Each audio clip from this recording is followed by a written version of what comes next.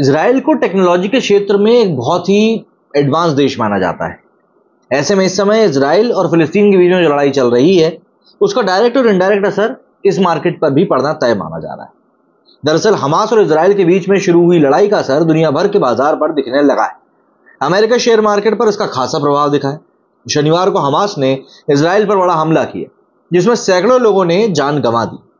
Analyst और investors की माने तो असर इसका टेक कंपनियों पर भी पड़ रहा है। हाईटेक इंडस्ट्री ने पिछले दशकों में इजराइल में तेजी से ग्रो किया है। इजराइल में इन कंपनियों के निवेश पर काफी ज्यादा असर पड़ सकता है।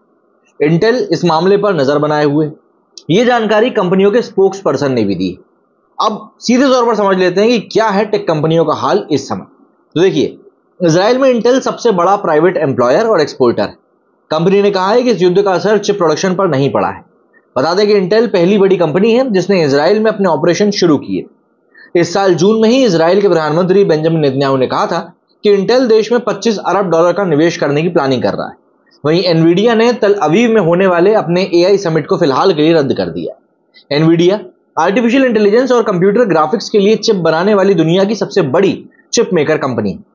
कंपनी ने बताया कि अगले हफ्ते होने वाले अपने एआई समिट को वो फिलहाल के लिए कैंसिल कर रही है। Israel based tower semiconductor company का कहना है कि उसका कामकाज पहले की तरह ही चल रहा है। ये कंपनी मिक्स्ड सेमीकंडक्टर्स खास करके ऑटोमेटिक और कंज्यूमर इंडस्ट्रीज के लिए बनाती है। इजराइल में आईबीएम, एप्पल, माइक्रोसॉफ्ट, गूगल और फेसबुक सभी के ऑफिस हैं। इजराइल की टेक इंडस्ट्री की शुरुआत 1974 में हुई थी जब इंटेल ने यहां पर अपनी पहली कंपनी की शुरुआत करी थी। हमास और इजराइल के बीच शुरू हुई इस जंग में साइबर अटैक भी हो रहे हैं। इस तरह के हमले यूक्रेन और रूस के बीच हुए युद्ध में भी देखने को मिले थे। फिलिस्तीनी समूह लगातार इजराइल पर साइबर हमले कर रहे हैं।